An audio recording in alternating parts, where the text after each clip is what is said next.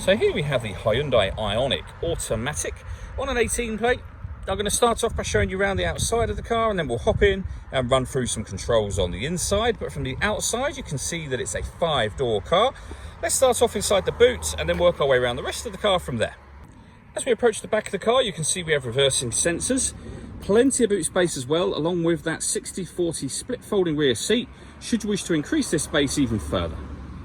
Okay, so we're just going to work our way back round to the front of the car, and then we'll hop in and run through some controls on the inside. But now that we've done a full circle of it, you can see it's in excellent condition the whole way round.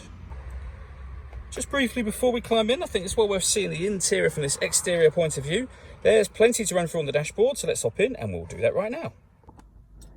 Okay, now that we're inside the car, we're going to start with the dials. On the left-hand side, we have the gauge that will let you know whether the motors are charging, whether you're driving in eco mode or the power band for the car.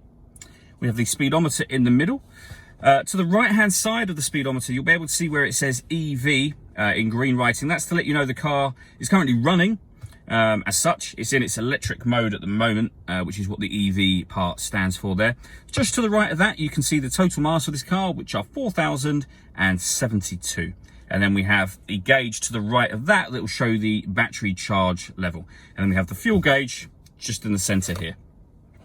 If we back out to the steering wheel, on the left-hand side, we have stereo and phone controls, including voice activation for the phone. And on the right-hand side, cruise control and speed limiter, the buttons that you use to change the trip computer information. And then when you've set cruise control, you can hit this button. This car is able to maintain its own safe distance between itself and the car in front, both speeding up and slowing it down according to the car in front's speed, based on what you've set cruise control at, of course. There's a video again that we've done that shows how that works. You can find on our website and YouTube channel. We then have the minus and plus pedals. That is so that you can change gear manually with this automatic gearbox. Over in the center, we have the touchscreen for the car. So you can go to the main menu from here.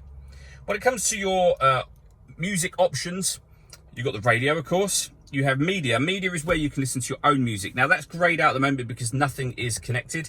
You can connect up an auxiliary device, a USB device. You can also listen to your music via Android Auto or Apple CarPlay, depending on what type of phone you have.